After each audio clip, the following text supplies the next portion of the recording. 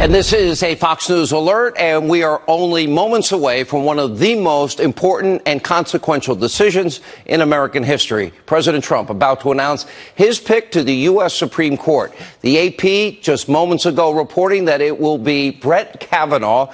We're going to have full, complete reaction to the president's nomination, analysis, Ed Henry, Shannon Bream, Jay Sekulow, Judge Jeanine Pirro, Andy McCarthy, Greg Jarrett, and later we have an opening monologue that will tell you all about the president's election. But joining us now from the White House is our own John Roberts.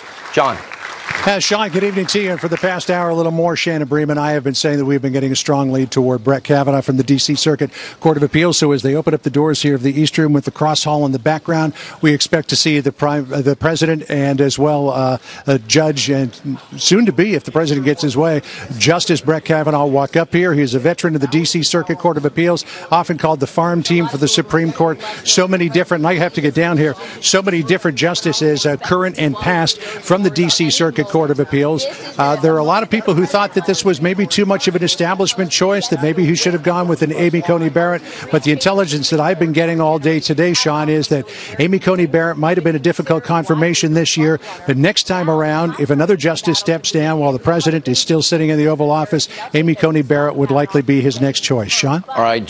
We were only 10 seconds away. The president of the United States making his big announcement. AP reporting, in fact, that it is Judge Kavanaugh, which had been rumored most of last week. And again, I would confirm there's the president now headed to the podium in what is history in the making. This now his second Supreme Court nominee. Here's the president.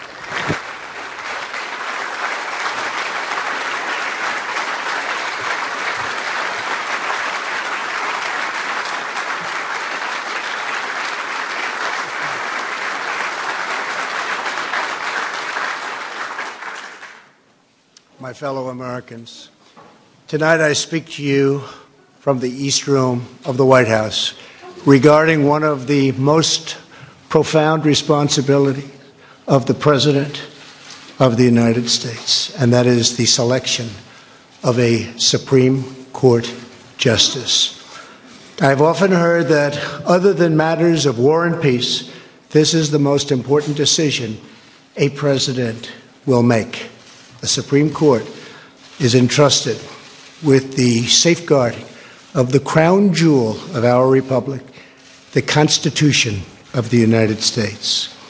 12 days ago, Justice Anthony Kennedy informed me of his decision to take senior status on the Supreme Court, opening a new vacancy.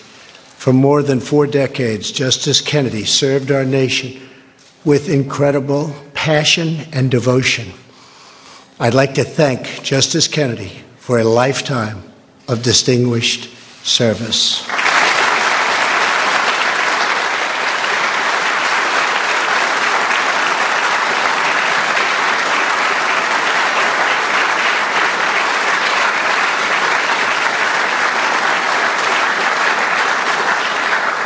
In a few moments, I will announce my selection for Justice Kennedy's replacement. This is the second time I have been faced with this task. Last year, I nominated Judge Neil Gorsuch to replace the late, great Justice Antonin Scalia.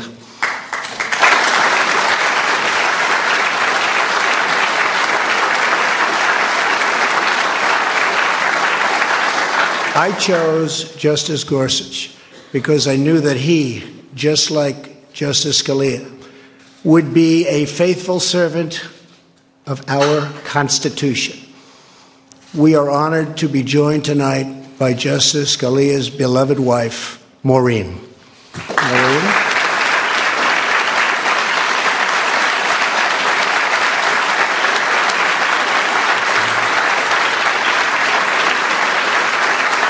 Thank you, Maureen. Both Justice Kennedy and Justice Scalia were appointed by a president who understood that the best defense of our liberty and a judicial branch immune from political prejudice were judges that apply the Constitution as written. That president happened to be Ronald Reagan. For this evening's announcement, we are joined by Ronald Reagan's Attorney General, Edwin Meese. Ed?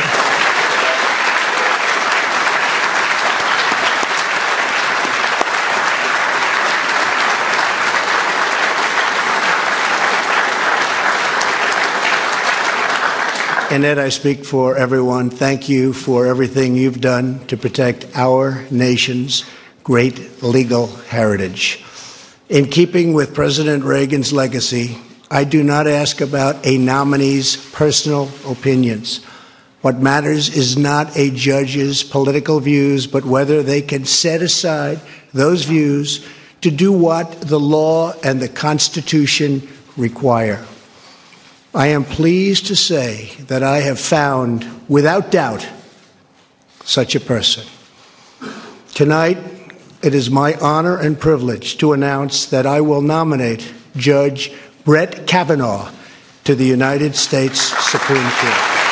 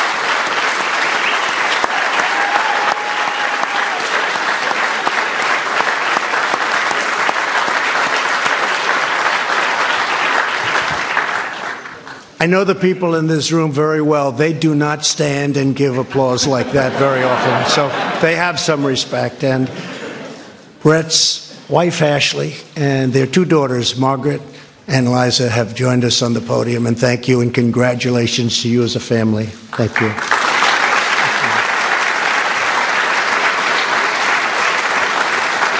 Judge Kavanaugh has impeccable credentials, unsurpassed qualifications, and a proven commitment to equal justice under the law.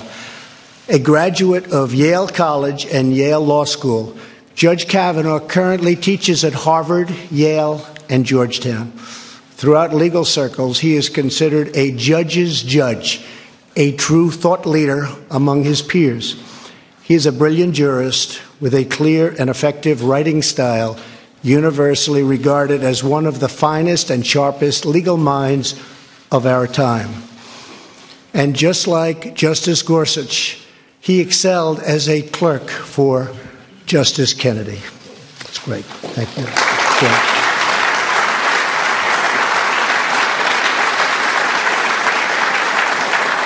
Judge Kavanaugh has devoted his life to public service. For the last 12 years, he has served as a judge on the D.C. Circuit Court of Appeals with great distinction, authoring over 300 opinions which have been widely admired for their skill, insight, and rigorous adherence to the law. Among those opinions are more than a dozen that the Supreme Court has adopted as the law of the land. Beyond his great renown as a judge, he is active in his community.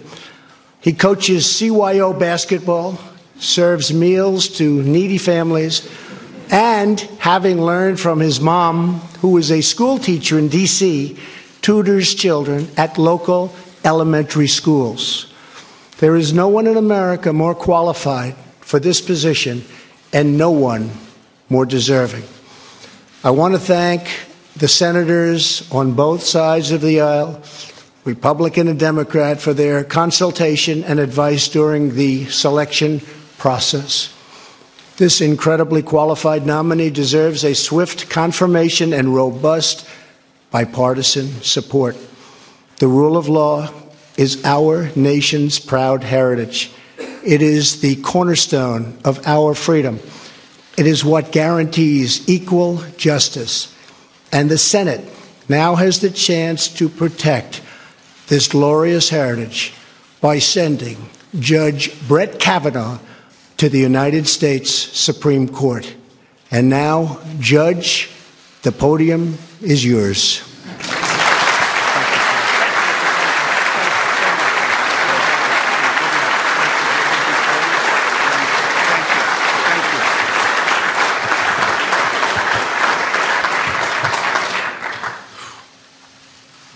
Mr. President, thank you. Throughout this process, I've witnessed firsthand your appreciation for the vital role of the American judiciary.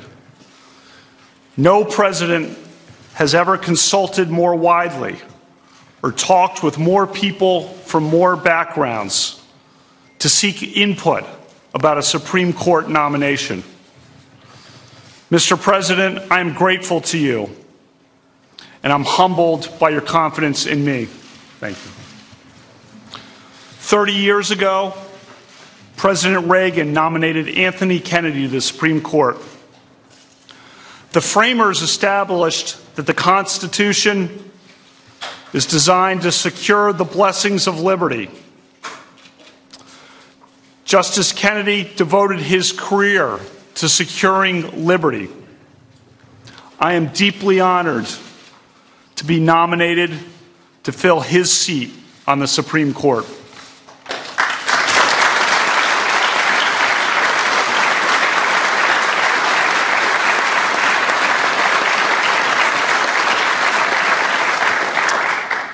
My mom and dad are here. I am their only child. When people ask what it's like to be an only child, I say, it depends on who your parents are. I was lucky. My mom was a teacher. In the 1960s and 70s, she taught history at two largely African-American public high schools in Washington, D.C., McKinley Tech and H.D. Woodson. Her example taught me the importance of equality for all Americans. My mom was a trailblazer. When I was 10, she went to law school and became a prosecutor. My introduction to law came at our dinner table when she practiced her closing arguments. Her trademark line was, "Use your common sense. What rings true? What rings false?" That's good advice for a juror and for a son. One of the few women prosecutors of that time, she overcame barriers and became a trial judge.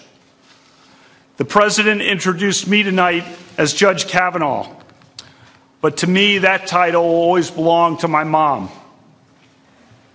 My dad went to law school at night while working full-time.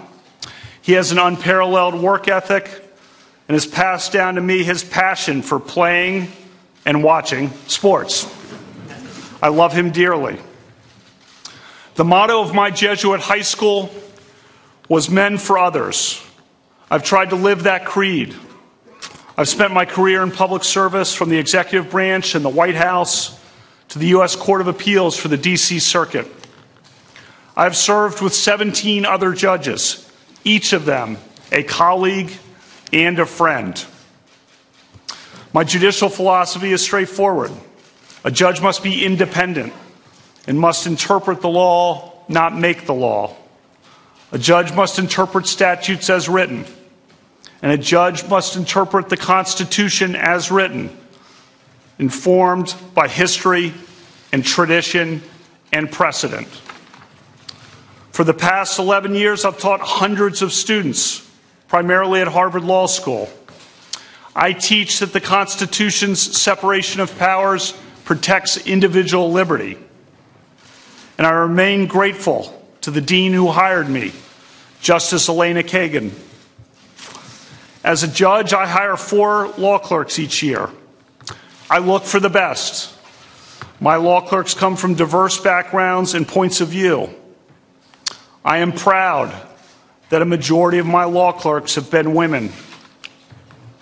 I am part of the vibrant Catholic community in the D.C. area. The members of that community disagree about many things, but we are united by a commitment to serve. Father John Ensler is here. 40 years ago, I was an altar boy for Father John. These days, I help him serve meals to the homeless at Catholic Charities. I have 2 spirited daughters, Margaret and Liza.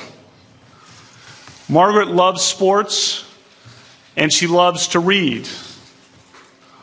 Liza loves sports, and she loves to talk.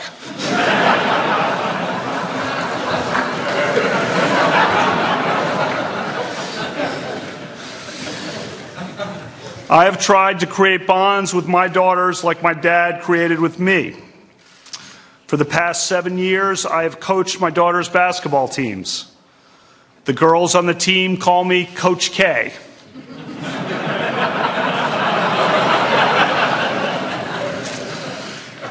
I am proud of our Blessed Sacrament team that just won the city championship.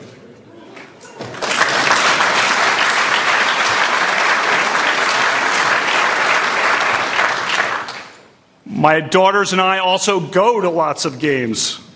Our favorite memory was going to the historic Notre Dame-UConn women's basketball game at this year's Final Four.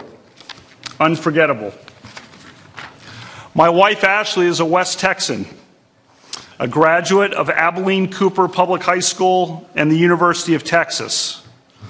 She is now the town manager of our community. We met in 2001 when we both worked in the White House. Our first date was on September 10th, 2001. The next morning, I was a few steps behind her as the Secret Service shouted at all of us to sprint out the front gates of the White House because there was an inbound plane. In the difficult weeks that followed, Ashley was a source of strength for President Bush and for everyone in this building. Through bad days and so many better days since then, she has been a great wife and an inspiring mom. I thank God every day for my family.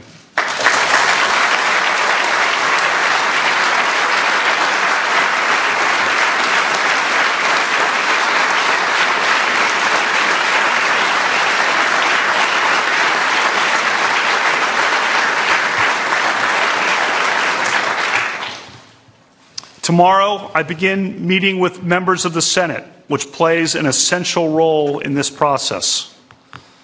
I will tell each senator that I revere the Constitution.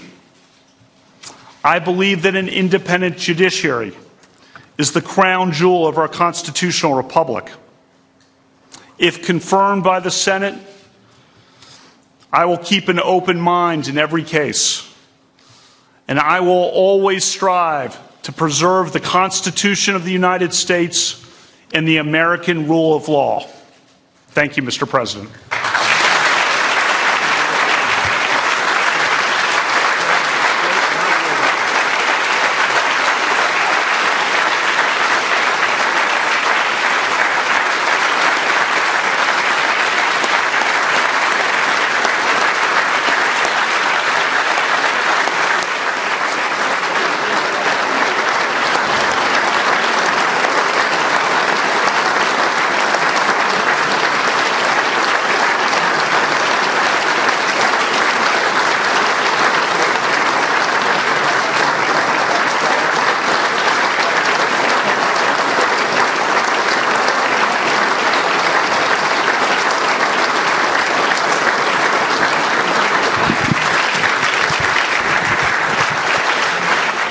All right, there you see, President Trump has nominated Judge Brett Kavanaugh now to the highest court in the land.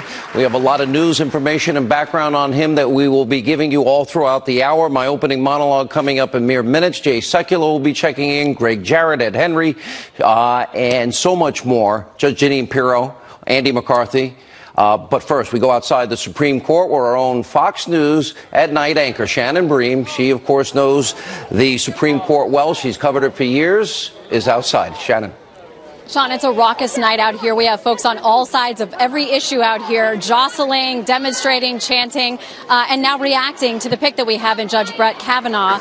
He actually was a clerk for Justice Kennedy, actually a co-clerk with the man who is now the newest justice, Neil Gorsuch, so they may serve on this bench together now. He is a graduate of Yale. He's been on the bench, the federal bench, for 12 years or so, because now there's going to be a very long record for people to go through, sifting through his opinions, his decisions, his majority opinions, his dissents, and he's weighed in on a number of tough issues. One area to watch for a possible Republican objection, Senator Rand Paul, because this judge has ruled that bulk metadata collection does not violate the Fourth Amendment. That's something that Rand Paul has expressed his concern about. But he's got to win the 50 votes. He's got to make the rounds. He's going to start that on the Hill tomorrow. This is a guy who's run the Boston Marathon twice, and so he actually knows about running the gauntlet, endurance. He's going to need it getting through this because there are plenty of objections from the left, from folks who said from the beginning they would object to anyone this president nominated. So now we have the name. He will begin the gauntlet tomorrow. It is Brett Kavanaugh. He's got detractors on the left and right. He's got plenty of supporters. He has been vetted by the Federalist Society and Heritage. They say that they are confident in his conservative credentials, and so we'll see as he goes through the process. Sean, back to you. All right, Shannon Bream, thank you for being with us. Joining us now is Fox News chief White House correspondent. He was in the room for the announcement. You've kind of been hinting all day because I've been watching your coverage, John Roberts. We kind of were all getting a little wind that, in fact, that was about what was going to happen, although I see Shannon Bream in our shot. John, what is the big announcement? I have a lot of context, and especially at an administrative law conference at George Mason Law, and he actually almost said the very same thing in this speech on originalism, on separation of powers, on fidelity to the Constitution that he mentioned tonight. I'll read that later in the show. What's the first reaction? Well, it obviously, by the people who are in the room here, it is a reaction of welcoming Judge Brett Kavanaugh to the nomination process. I think that there were a lot of people who thought that he was the perfect person for the job, with a long history at one of the most powerful circuit courts of appeal in the United States, the D.C. Circuit Court of Appeals. John Roberts was from the D.C. Circuit, as was Antonin Scalia, Judge Clarence Thomas, Ruth Bader Ginsburg, Warren Burger. So many famous Supreme Court justices come from the D.C. Circuit. A lot of people thought, well, maybe it won't be Brett Kavanaugh because he is an alumnus of the George W. Bush White House. And, of course, the Bush family and the Trumps don't particularly get along. But George W. Bush sent a note out tonight on the nomination of Judge Brett Kavanaugh to the Supreme Court, saying President Trump has made an outstanding decision in nominating Judge Brett Kavanaugh to the Supreme Court. Brett is a brilliant jurist who has faithfully applied the Constitution and laws through his 12 years in the D.C. Circuit. He is a fine husband, father, and friend, and a man of the highest integrity. He will make a superb justice of the Supreme Court of the United States. He's got an interesting story that the president really likes. Love the fact that his daughters call him Coach K. Now they're on to the nomination. Now they're on to the confirmation process, rather, Sean. And you know that is going to be a bruising one. A good point. Very predictable. I don't think it mattered. John Roberts, who, in fact, the president picked. I'll get to that in our opening monologue. John Roberts, thank you.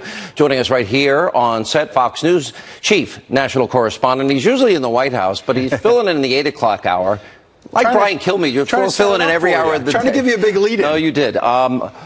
This is what he said about revering the Constitution, about separation of powers. I'm going to actually read from a speech that he gave that, to me, it shows his judicial philosophy. At the end of the day, this comes down to originalism, constitutionalism. The president said the Constitution as written. Judge Kavanaugh has said the same thing many times. Right. And what's interesting here, it's very different than what the left wants. If Hillary Clinton had made this decision tonight, and she now picked her second Supreme Court nominee, it would be a very different philosophy, one of judicial activism. And what the left is not mentioning is that this president was transparent and honest in 2016 about saying, I want originalists who will have a strict interpretation of the Constitution on the high court. Like Scalia and Thomas. Right. He named them. And Scalia and Thomas, and oh, by the way, put a packet together with 25 names and said, these are the people I'll nominate. So there's no mystery. It was transparent. He was on the list. And it was direct. Judge Kavanaugh was on the list. The DNC has just put out a statement, the opening line, I won't read the whole thing. Judge Kavanaugh should not be allowed anywhere near our nation's highest bench. You know what's fascinating? They would be opposed to anybody. If they would have been opposed to anybody, there was nobody that he would have selected. By the way, I'm convinced that the president gave every American $5 million, the left would still oppose him. But I think what's interesting, this is going to be a fascinating time. Basically, Dick Durbin said to every red state Democrat, Claire McCaskill, Joe Manchin, Heidi Heitkamp, Bill Nelson, all these people, we want you to commit political suicide. Yeah, it's more important to stop the president's court nominee, Dick Durbin said, than to worry about the midterm election. Tell that to Joe Manchin, West Virginia. Donald Trump carried that state by 41 points, not by 10 or 20, by 41 points. Now Joe Manchin is facing the voters in that same state. A couple quick points. The left is going to oppose this nomination. They're going to come out hard. They already are. I know Father Ensler, who was mentioned, John Ensler, that Judge Kavanaugh mentioned in Washington, D.C. He runs Catholic Charities. Judge Kavanaugh is somebody with a beautiful family. He works with Father Ensler to feed the homeless. And, oh, by the way, he noted that he was hired to teach at Harvard Law School by Elena Kagan, who is one of the most liberal Supreme Court justices we've ever seen. So my point is twofold. One, Judge Kavanaugh, a great family, strong Catholic faith. He's feeding the homeless with Father Ensler. He's hired by Elena Kagan, a liberal justice, to teach at Harvard Law. Nonetheless, the left will still find ways to go after his credentials. Number two, this president likes people, nominees out of central casting. He needed a defense secretary. He said, get me Mad Dog Mattis. He didn't like Tillerson at first. Get me Mike Pompeo. He's my vision of a Secretary of State. In this case, notice the president said he teaches at Harvard, Yale, Georgetown. Central casting, going to be very hard to beat. Final point. Yeah. President's been telling people in recent days, Amy Coney Barrett is not out of the running. She's 46. Kavanaugh is 53. Give her a few years on the bench. If this president I actually had somebody quote him as saying she's next. That she will be next. And they anticipate inside this White House they have at least one or two more picks before he's done as president. Mm-hmm. And so you mean in 6 years from now?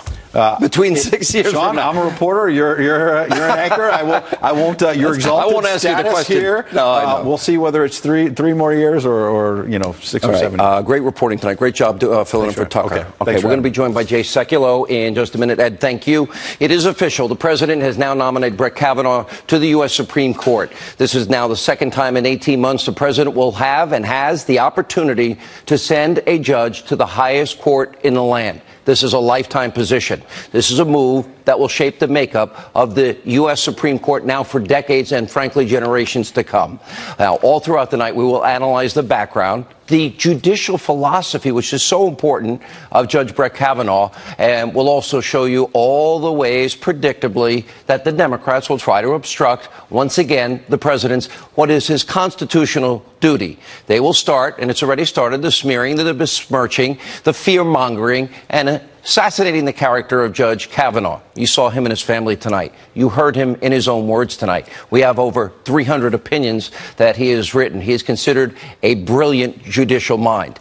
And also tonight, we have the biased, corrupt, anti-Trump FBI agent Peter Strzok. We're just giving you a preview of what's coming up. This is one of the busiest news weeks we will have. Strzok will testify in public on Thursday. Also, Lisa Page behind closed doors on Wednesday. And we also, as the president now heads to Brussels and London, and then, of course, Helsinki to meet with Vladimir Putin, we will be in all three locations and covering all of it for you. This is going to be one of the busiest news cycles in years, so we hope you'll sit tuned. But first, tonight's breaking news. Yes, we have a new Supreme Court Justice nominee. Monologue is straight ahead.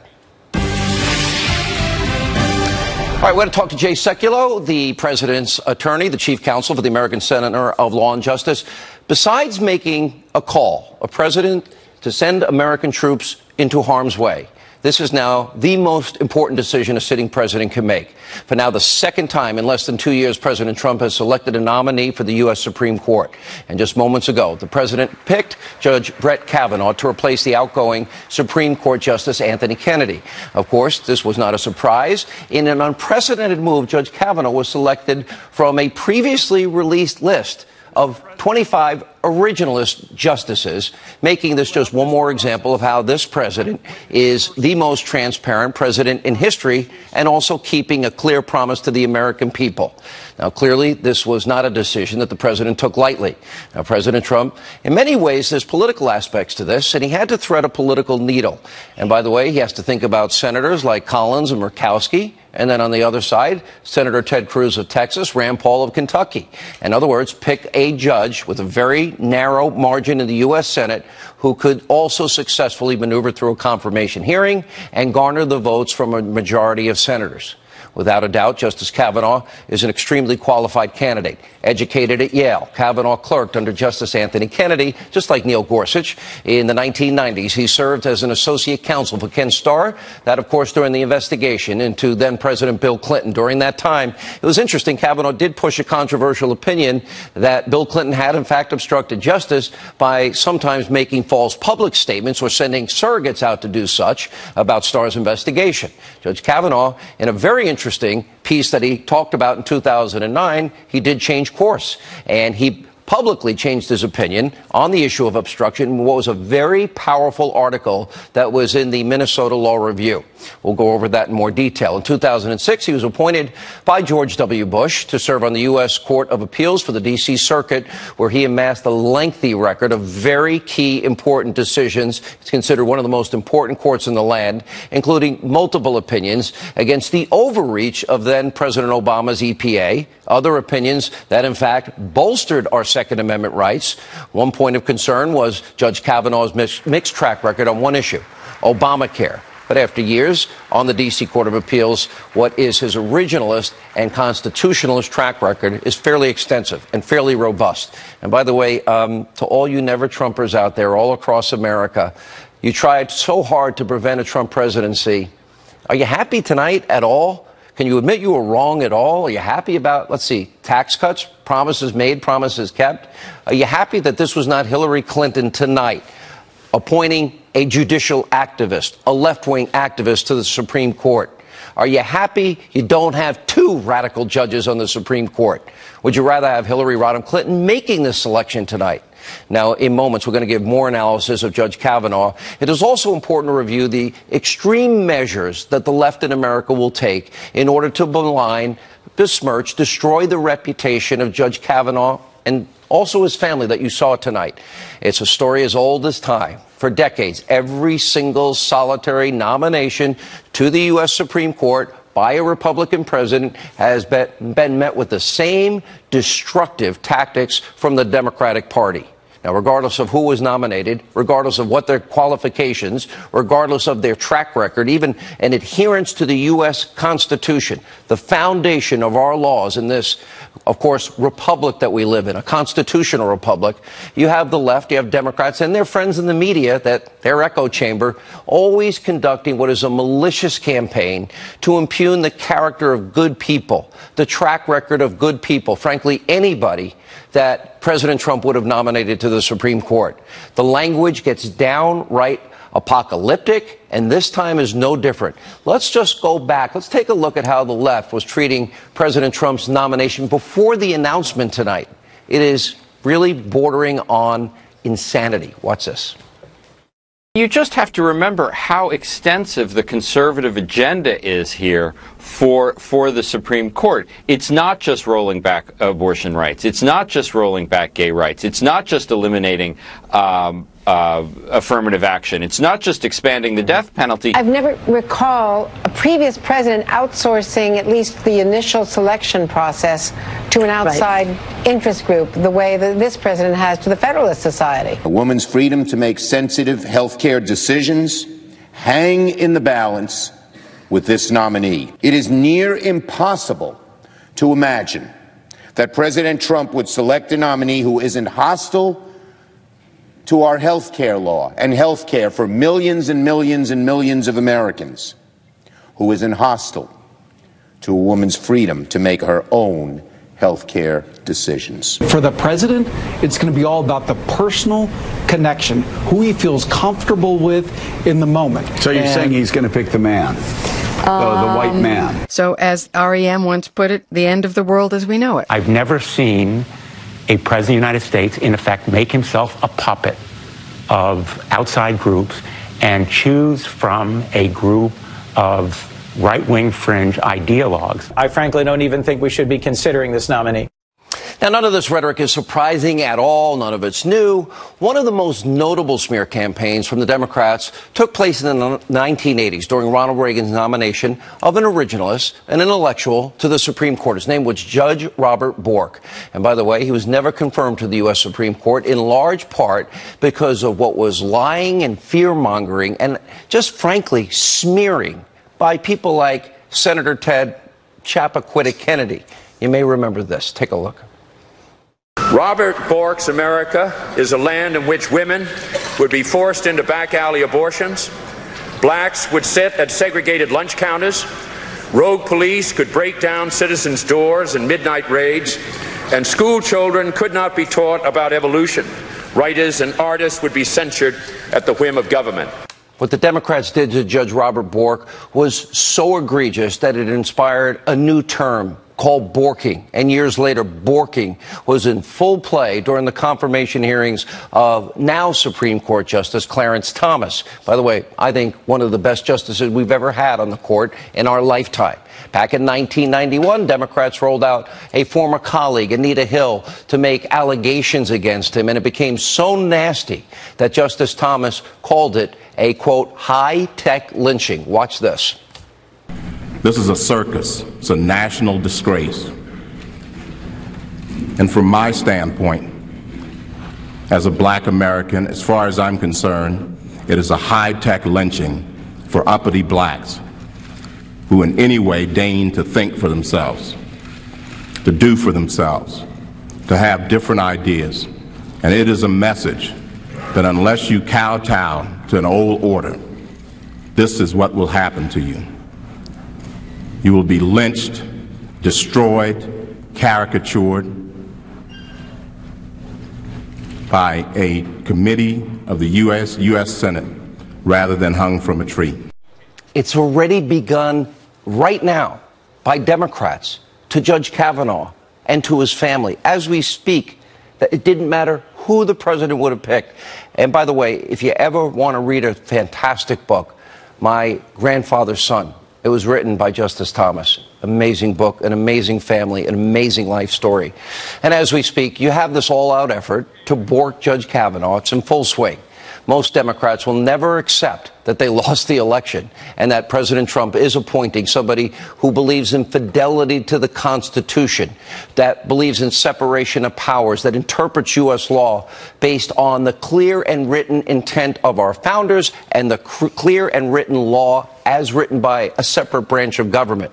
In other words, the legislative branch, and values inalienable rights in our Constitution above all else. Someone that believes in these very important constitutional principles: separation of powers, co-equal branches of government. Instead, the left, what do they want? They prefer Hillary's choices, judicial activists, people that will legislate from the bench, people that would even go as far as not rely on the Constitution, but even use international law to justify their activist decisions, superseding our own Constitution. Activist justices often creating law instead of interpreting the law, interpreting the Constitution. And given their Democratic friends, well, perfect cover for having to vote on many controversial left-wing issues that they would never get at the ballot box or legislatively. Now, because Judge Kavanaugh is not Justice Ruth Bader Ginsburg or Justice Sotomayor, get ready, hold tight, buckle up. Democrats are about to tell you, as they have been saying for 12 days now, the sky is going to fall. The world as you know it is going to end. And they want you to believe. They will lie to you. They want you to believe Judge Kavanaugh is going to lead, okay, just like Republicans, the dirty air, dirty water, the rise of, let's see, racism, sexism, misogynism, et cetera, et cetera. And by the way, that America will cease to exist as we know it. Now, my advice to the American people: they are going to lie to you. That's what they do. You have to listen to your own heart and mind, do your own research. We will be presenting as much information as we can on this program. The Democrats are trying to lie for political gain, and as always, an originalist, a constitutionalist. An appointment such as this to the Supreme Court strengthens the foundation of this country, the original intent of our founders and of our framers. The world is not coming to an end, just as it did not come to an end after the successful appointment of Clarence Thomas, Sam Alito, or Neil Gorsuch. We will have much more analysis coming up in the show.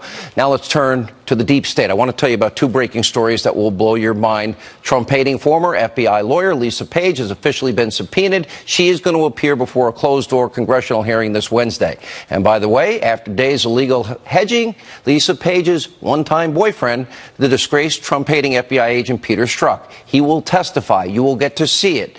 before the House Judiciary and Oversight Committees. That will be live right here on Fox this Thursday. It will be public. It will be explosive. And, of course, Strzok is the high-ranking agent at the heart of this effort to clear Hillary Clinton of all charges, all while opening up a subsequent witch hunt into Donald Trump and so-called Trump-Russia collusion. So now, this Thursday, also Strzok will be forced to answer for his extreme bias and, more importantly, be forced to answer questions about the culture of the FBI and what role political prejudice played in the FBI's decisions in 2016 and beyond. By the way, one other note. This show is hitting the road later this week to cover all the breaking developments with the president's trip to Brussels and London, and then, of course, Helsinki, and, of course, the important negotiations with NATO and meeting Vladimir Putin. We'll get to all of that. But joining us first, we want to check in. He is the chief counsel for the American Center for Law and Justice. He's also the counsel to the president, and one great attorney that I know from personal experience. Jay Sekulow is with us, sir. All right, first of all, I want to read you something very quick, and I don't want to take your time. We have very little time. The president and his appointee took our time. But I want to read this to you. This was in 2006. This is by Judge Kavanaugh. And he actually said this, and I think it goes to the heart of judicial philosophy. And he said, it was a conference at George Mason Law School. He said, well, Justice Scalia, what did he stand for as a judge? It's not complicated, but it's profound and worth repeating. The judge's job is to interpret the law, not to make the law or make policy. Read the words of the statute as written. Read the text of the Constitution as written, mindful of history and tradition. Don't make up new constitutional rights that are not in the text of the Constitution. Don't shy away from enforcing constitutional rights that are in the text of the Constitution. Changing the Constitution is for an amendment process. And changing, by the way, policy within constitutional bounds is for the legislative branch. Remember that the structure of the Constitution, separation of powers, and federalism are not mere matters of etiquette and architecture, but are at least as essential to protecting individual liberty as the individual rights guaranteed in that text. And remember that courts have a crucial, critical role when a party has standing in enforcing those separation of powers and federalism limits. Simple but profound. And then he went on to talk about the 10 principles. As he says, separation of powers system is to be an umpire as a judge, means to follow the law, not remake the law, and to be impartial in how we go about doing that. A good umpire should not be making up the strike zone as he or she goes along. Judges, likewise, should not make up the rules as they go along. We see this in statutory interpretation. A good judge sticks to the established text and canons of construction that help guide us in interpreting ambiguous text. And he talked about Scalia's view of that. Your reaction? Well, look, Brett Kavanaugh is a brilliant lawyer. Judge Kavanaugh has been and continues to be a brilliant judge. And he's going to be, Justice Kavanaugh, a brilliant justice of the Supreme Court. I have had the privilege of litigating cases before the Supreme Court for 3 decades, including from the time that Anthony Kennedy was on the bench until his retirement. And I've known Brett Kavanaugh both in private practice on cases and as a judge. And the president has just nominated not only a well-qualified and brilliant jurist, but someone, as you just said, Sean, that understands the role of the judge. And that's critical. If you understand the Constitution, you understand the 3 branches of government, but you also understand the role of the judge. Brett Kavanaugh has lived that out in his life, both in his practice and as a judge, and he will be an excellent addition to the Supreme Court. And, Sean, you heard it tonight in his brief statements that Brett made. The fact of the matter is they're going to come after him because that's what they do. It's not going to lay a glove on him. This is a guy that has been ready for this moment for a long time. He's not only well-trained, not only brilliant, but he's also someone that understands, as I said, his role as a textualist, as what the Constitution requires of a judge. He's going to call them as he sees them. He's not going to come in with preconceived notions, but he also has had 300 opinions. He's heard a lot of cases and made a lot of decisions. So I'm very optimistic and very pleased with this selection. A lot of times, conservatives that I know most worry. It seems that when Democratic presidents never make a mistake. They always get the judicial activists that they want. But there have been choices by Republican presidents that, because no nominee will ever talk about specific cases that may come before the court. Ruth Bader Ginsburg famously said that.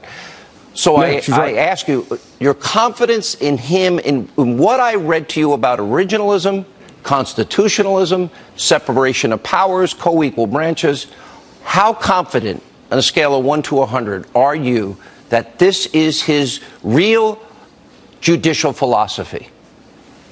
Look, I said I've known Brett for 17, 18 years, almost 20 years now, and I know his judicial philosophy. Look, any judge is not going to, if they're doing their job correctly, will not prejudge the outcome of a case that is likely to come before him. And Justice Ginsburg was right when she said that you shouldn't be answering those questions. What you want to know from a nominee is where they stand on their view of the Constitution and their role as judge. And Brett Kavanaugh understands exactly the role that he has under Article 3 of the United States Constitution. As I've said, I think it was Justice Scalia famously said, a good judge will sometimes come to a conclusion that although he disagrees with the result, but understands the implication and that he's required to follow the law, even if he would rather see it go a different way. Hey, what's Jay, the role of the judge? Follow the law. He actually added to that what the law demands, regardless of his own personal view. That is a powerful statement by Judge Scalia. All right, Jay Sekulow, great to see you. Appreciate you being with us on this important, historic night in many ways. Joining us now here with Reaction, Fox News contributor Andy McCarthy and the author of, you see that book, Liars, Leakers, and Liberals, The Case Against the Anti-Trump Conspiracy, a good friend of the program. She was gracious to fill in a lot last week. The host of Justice, Judge Jeanine Pirro. Let me go back to the question that I asked Jay. Democratic presidents never get it wrong. They always get the judicial activists. There is, I think, I loved what I read, the words of Judge Kavanaugh, and I love what I heard tonight, but there's always a fear that the originalist is in words only and doesn't come out.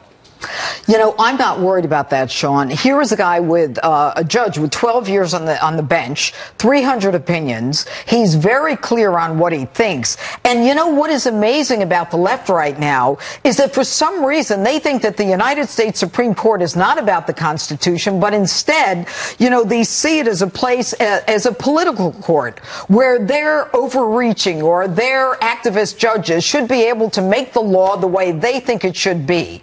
And the amazing part of all this is most Americans don't know the names of more than 1 or 2 Supreme Court justices, and yet they are ready to go all out. Did you see there's a video out? I'll show it tomorrow night on the program.